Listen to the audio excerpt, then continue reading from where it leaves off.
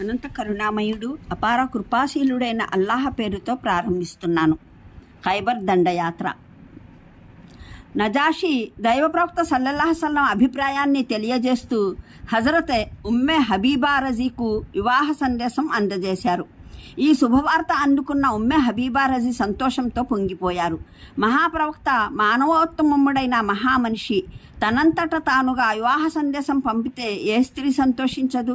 పైగా భర్త కోల్పోయిన వితంతువు, అభాగిని అయిన సామాన్య స్త్రీని ఇలాంటి మహాపురుషుడు వివాహం ఆడటానికి ముందుకు వస్తే ఇక ఆమె ఎంత ఆనందోత్సాహాలతో పరివేశించిపోతుందో చెప్పనవసరం లేదు. అందుకే హజరత్ ఉమ్మె హబీబా రజీ ఈ వివాహ సందేశాన్ని తక్షణమే అంగీకరించారు. అప్పుడు నజాషి దైవప్రవక్త సల్లల్లాహు అలైహి వసల్లంతో ఆమె వివాహం జరిపించాడు. దైవప్రవక్త తరపున ఆయన మహర్గా 400 దీనార్ల పైకం కూడా ఆమెకు ఇచ్చివేశారు. దైవప్రవక్త సల్లల్లాహు అలైహి వసల్లం నజాషీకి రాసిన మొదటి లేఖలో ఇస్లాం సందేశంతో పాటు అబీసీనియాలోని ముస్లిం కాండసీకుల్ని మదీనా పంపించమని ఆదేశించారు. ఇప్పుడు ఆ కాండసీకులు మదీనా వెళ్ళిపోయే సమయం ఆసన్నమైంది. వారి కోసం దైవప్రవక్త సల్లల్లాహు అలైహి వసల్లం 2 ఓడలు పంపించారు. ఈ శరణార్థులంతా ఆ ఓడలలో అబీసీనియా, ఇథియోపియా నుండి బయలుదేరి మదీనా చేరుకున్నారు. వారిలో హజరత్ ఉమ్మె హబీబా రజీ కూడా ఉన్నారు. మదీనా చేరుకున్న తర్వాత దైవప్రవక్త సల్లల్లాహు అలైహి వసల్లం యోధుల్ని తీసుకుని ఖైబర్ వెళ్ళారని తెలిసింది. దాంతో ఈ శరణార్థులంతా మదీనా నుంచి మళ్ళీ ఖైబర్కు బయలుదేరారు. హజరత్ ఉమ్మె హబీబా రజీ మాత్రం మదీనాలోనే ఉండిపోయారు. ఖైబర్ దండయాత్ర. దైవప్రవక్త సల్లల్లాహు అలైహి వసల్లం తన అనుచరులతో హుదైబియా నుండి మదీనాకు తిరిగి వచ్చిన 3 నెలలకే ఖైబర్ యూదులు ముస్లింలపై తిరుగుబాటుకు పాల్పడి యుద్ధ సన్నాహాలు చేస్తున్నారని పిడుగులాంటి వార్త వినిపించింది. ఖైబర్ ప్రాంతం మదీనా నుండి ఉత్తర దిక్కున దాదాపు 100 మైళ్ళ దూరంలో ఉన్న అత్యంత సారవంతమైన నేల. ఇక్కడ కొండల మధ్య ఉన్న 7 లోయల్లో అనేక నదులు, బావులతో పాటు ఖర్జూరం, ద్రాక్ష, నిమ్మ, అంజూరం వగైరా పండ్లతో కూడిన ఎన్నో తోటలు కూడా ఉన్నాయి. యూదులు పాలస్తీనా నుంచి బహిష్కరించబడిన తర్వాత మొదటిసారిగా ఇక్కడికి వచ్చి స్థిరపడ్డారు. ఖైబర్ సమీపంలో ఉన్న ఫదహ్, ఖురాలోయ, తైమా ప్రాంతాల్లో కూడా యూదులు నివసిస్తున్నారు. ఆ తర్వాత బనీ నజీర్ తెగ యూదులు కూడా మదీనా నుండి వచ్చి ఖైబర్లో నివాసం ఏర్పరచుకున్నారు. ఈ యూదులు స్నేహ ఒప్పందం ఉల్లంఘించి ముస్లింలపై కాలు దువ్వడంతో దైవప్రవక్త సల్లల్లాహు అలైహి వసల్లం వారిని మదీనా నుండి బహిష్కరించాడు. అప్పుడు వారు మదీనా నుంచి ఖైబర్కు వచ్చి నివసించసాగారు. కానీ ఖైబర్లో కూడా వారు ముస్లిం వ్యతిరేక కార్యకలాపాలు మానుకోలేదు. అందువల్ల దైవప్రవక్త సల్లల్లాహు అలైహి వసల్లం ఖైబర్ యూదుల్ని ముట్టడించడానికి పూనుకున్నారు. హిజ్రీ శకం 7వ సంవత్సరం మొహరం నెలలో దైవప్రవక్త సల్లల్లాహు అలైహి వసల్లం మదీనాలో సబా బిన్ అర్తా రజీను గవర్నర్గా నియమించి దాదాపు 1600 మంది యోధుల్ని తీసుకొని ఖైబర్కు బయలుదేరారు.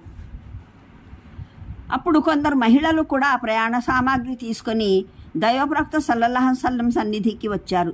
మీరెందుకు వచ్చారమ్మా? మేము యుద్ధం చేయడానికి వెళ్తున్నాం. అక్కడకు మీరు వచ్చి ఏం చేస్తారు అన్నారు దైవప్రవక్త సల్లల్లాహు అలైహి వసల్లం వాళ్లను చూసి. దైవప్రవక్త, మేము అక్కడ క్షతగాత్రులకు మందేసి కట్లు కడతాము, యోధులకు బాణాలు అందిస్తాం, వారికి మంచినీళ్లు సరఫరా చేస్తాం. అందువల్ల ఈ యుద్ధంలో పాల్గొనడానికి మమ్మల్ని అనుమతించండి అన్నారు మహిళలు. దైవప్రవక్త సల్లల్లాహు అలైహి వసల్లం వారి విన్నపాన్ని అంగీకరించి సైన్యంలో చేర్చుకున్నారు.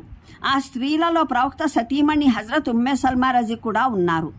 సైనికుల దగ్గర ఆహార పదార్థాల్లో సత్తుపిండి మాత్రమే ఉంది.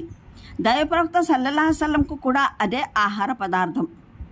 ముస్లిం యోధులు 4 రోజులు ప్రయాణం చేసి ఖైబర్, గట్ఫాన్ పట్టణాల మధ్య ఉన్న అజీలోయాకు చేరుకున్నారు.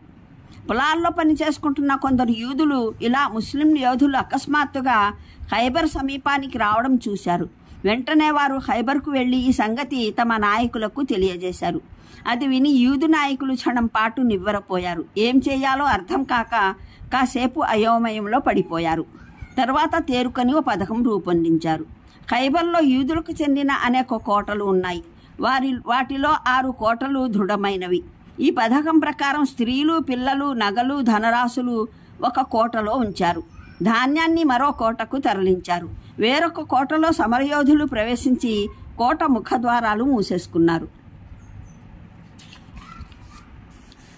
గఫ్ఫాన్ తెగల బహుదైవారాధకులతో యూదులకు స్నేహ ఒప్పందాలు ఉన్నందున మదీనాను జయించడం జరిగితే తాము మదీనాలోని తమ వ్యవసాయ రాబడిలో అర్ధభాగం ఇస్తామన్న షరతుపై ఇంతకు ముందే వారు గఫ్ఫాన్ తెగతో యుద్ధం ఒడంబడిక చేసుకున్నారు. గఫ్ఫాన్ నాయకులు తమ దగ్గరున్న 4000 మంది యుద్ధవీరులు కూడా తోడైతే ముస్లింలను మట్టి కరిపించవచ్చని యూదులకు హామీ ఇచ్చారు. అందువల్ల యూదులు వారి సహాయం కోసం ఎదురు చూడసాగారు.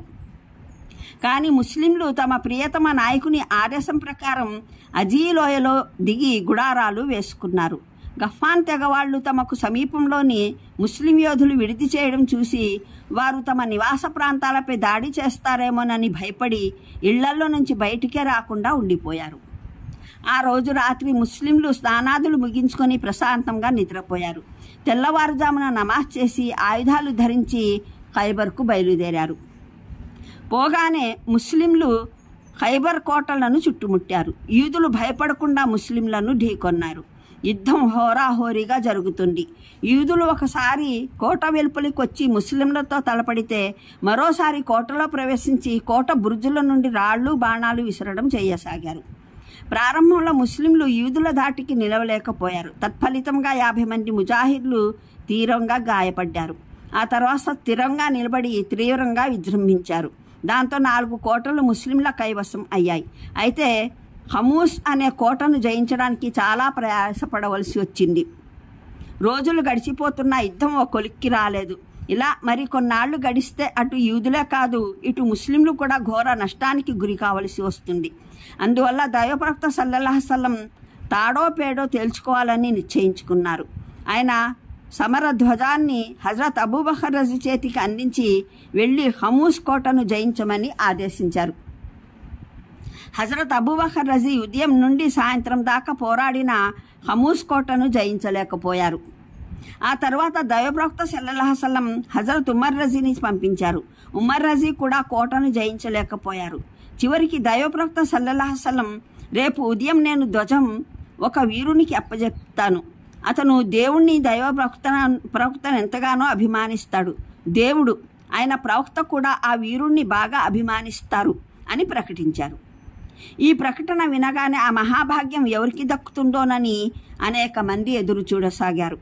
ఇలా ఆలోచిస్తూ ముస్లింలు ఆ రోజు రాత్రి ఎలాగో గడిపారు. మరునాడు ఉదయం నమాజ్ ముగిసిన తర్వాత దైవ ప్రవక్త సల్లల్లాహు అలైహి వసల్లం అలీ ఏడి ఎక్కడున్నాడు అని అడిగారు సమీపంలో ఉన్న అనుచరుల్ని. ఆయన కళ్ళ జబ్బుతో బాధపడుతూ గుడారంలోనే ఉండిపోయారు. నిన్న యుద్ధంలో కూడా పాల్గొనలేకపోయారు అన్నారు అనుచరులు. సరే, అతన్ని వెంటనే నా గుడారం దగ్గరికి పిలుచుకురండి. దైవ ప్రవక్త సల్లల్లాహు అలైహి వసల్లం ఆజ్ఞ వినగానే కొందరు వెళ్ళి హజరత్ అలీ రజీకి ఈ విషయం తెలియజేశారు. అలీ రజీ కళ్ళు నులుముకుంటూ తక్షణమే వారి వెంట బయలుదేరారు. హజరత్ అలీ రాగానే దైవ ప్రవక్త సల్లల్లాహు అలైహి వసల్లం తన నోటి నుండి కొంత లాలాజలం తీసి ఆయన కళ్ళకు పూశారు. మరుక్షణం అలీ రజీ కళ్ళ జబ్బు మటుమాయమైపోయింది. తర్వాత దైవ ప్రవక్త సల్లల్లాహు అలైహి వసల్లం ధ్వజాన్ని ఆయన చేతికిస్తూ ఇలా అన్నారు: అలీ, ముందుగా నీవు యూదుల ముందు ఇస్లాం సందేశం పెట్టు. నీవు ఉపదేశంతో వారిలో ఒక్కడైనా సరే ఇస్లాం స్వీకరిస్తే అది నీ కోసం ఎర్ర వంటల కంటే కూడా ఎంతో విలువైనది. ఇక వెళ్ళు, దైవం నీకు తోడ్పడుగాక.